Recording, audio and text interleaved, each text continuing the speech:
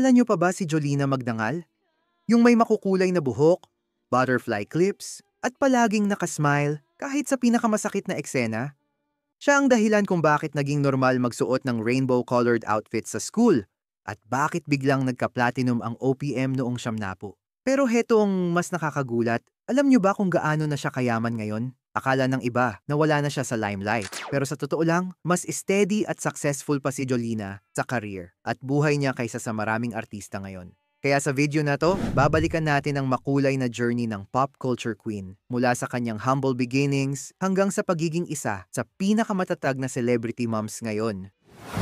Bago siya naging household name, nagsimula si Jolina Magdangal bilang miyembro ng 14K, isang youth singing group na pinangunahan ni Ryan Cayabyab noong 1980s. Dito pa lang, halatang may star quality na siya. Soft-spoken, pero malakas ang dating. Sa early 1990s, napasama siya sa Ang TV, ang sikat na youth-oriented program ng ABS-CBN, kung saan nagsimula rin ang maraming bigating artista tulad nina Claudine Barreto, Patrick Garcia, at John Prats. Pero ang tunay na pagsabog ng kanyang career ay nang mapasama siya sa youth series na gimmick noong 1976. Dito nabuo ang love team nila ni Marvin Agustin at hindi lang sa TV kundi maging sa pelikula. Sino ba namang makakalimot sa classic movie nilang Labs Kita, Okay Ka Lang? Matatanggap ko lahat dahil kaibigan mo ko eh. Oh yes! Kaibigan mo ako! Kaibigan mo lang ako! And that's all I ever was to you, Ned. Your best friend! Bukod sa acting, sumabog din ang kanyang music career. Ang kanyang self-titled album na Jolina noong 1979 ay nag-multi-platinum, record-breaking sa OPM history. Ibig sabihin, hindi lang siya aktres, isa rin siyang certified pop star. Sa maikling panahon, naging teen idol, fashion icon, recording artist, at certified box office star si Jolina Magdangal. At dito pa lang, nagsimula na ang build-up ng kanyang pop culture royalty status. Pagdating ng huling bahagi ng 1979, hindi na maikakaila, si Jolina Magdangal ang mukha ng kabataang Pilipino. Hindi lang siya sikat, siya ang trendsetter. Lahat ng kabataan, lalo na ang mga babae, gustong maging katulad niya. Mula sa makukulay na hair clips, glittery outfits, rainbow bangles, hanggang sa signature high-pitched voice na may charm na hindi mo matanggihan. Ang album niyang Jolina noong 1979 ay isa sa pinakamabentang OPM albums of all time. Certified multi-platinum. Sumunod dito ang On Memory Lane, isang retro revival album na nagpakita ng husay niya bilang versatile artist. Noong mga panahong iyon, walang ibang artista ang may ganitong lawak ng influence sa music, movies, TV, fashion at merchandise. Siya ang tinatawag ng media at fans bilang Queen of Philippine Pop Culture. May sariling stationery line, school supplies, at notebook covers si Jolina. Isang bagay na bihirang-bihira mangyari sa kahit sinong artista. In short, hindi lang siya artista, isa siyang movement, isang simbolo ng kabataang Pinoy ng dekada 90. Matapos ang sunod-sunod na tagumpay sa ABS-CBN, lumipat si Jolina sa GMA Network noong 2002. Isang matapang na career move sa panahong bihira ang artistang gumagawa nito. Sa GMA, naging parte siya ng mga programa tulad ng I Love NY, ang unang Filipino teleserye na kinunan sa New York, at naging judge sa Pinoy Idol. Sa kabila ng ilang mixed feedback mula sa fans ng original Idol format, pinuri pa rin si Jolina sa pagiging tapat at makatao bilang hurado.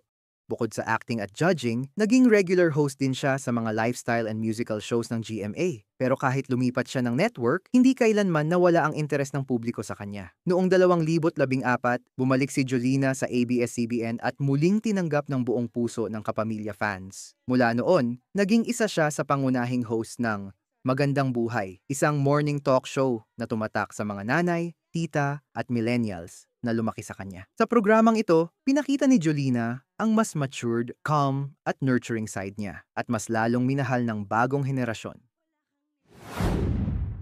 Noong 2011, pinakasalan ni Jolina ang kanyang longtime boyfriend na si Mark Escueta, drummer ng iconic Pinoy rock band na River Maya. Simple pero eleganteng kasal at mula noon ay naging isa sa pinaka-stable at low-key couple sa showbiz. Biniyayaan sila ng 2 anak, si Pele Inigo, ipinanganak noong 2014 at si Vika Anaya noong 2018.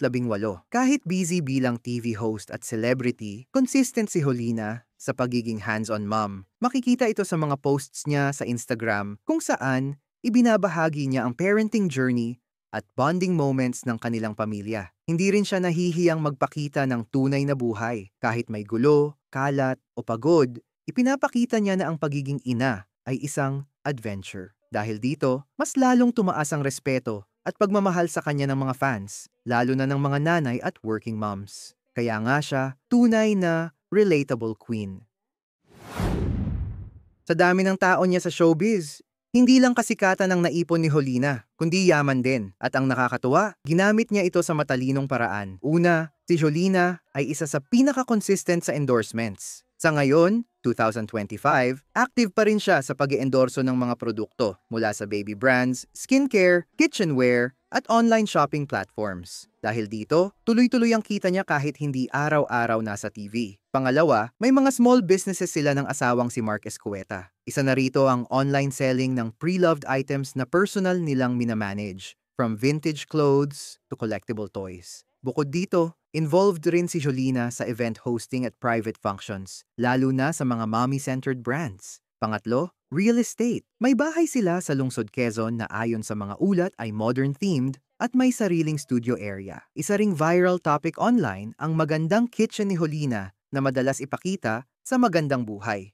Pinapatunayang isa siya sa mga artista na hindi lang practical, kundi classy rin ang panlasa sa bahay.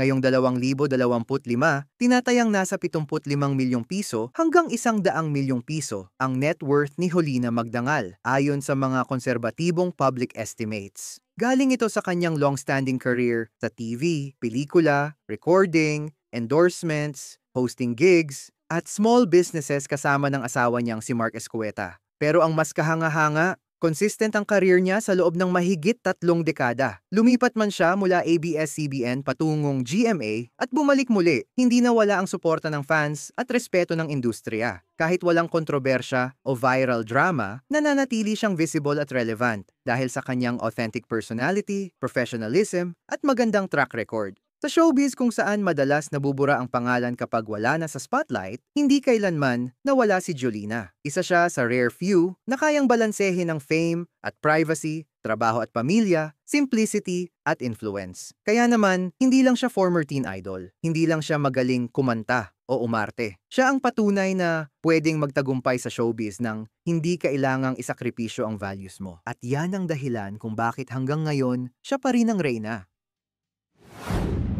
Sa mundong mabilis ang limot at palit ng uso, si Jolina Magdangal ang nagpapatunay na ang tunay na bituin ay hindi kailanman kumukupas. Mula sa kabataang puno ng kulay hanggang sa pagiging responsableng ina at respetadong host, isang klaseng karera na puno ng dangal at inspirasyon. Kung lumaki ka rin sa panahon ni Jolina, anong alaala ang pinakatumatak sa'yo? I-share mo yan sa comments. At kung gusto mo pa ng ganitong klaseng content, kwento ng tunay na yaman sa likod ng pangalan, don't forget to like, share, and subscribe sa Ilaw TV. Salamat sa panonood!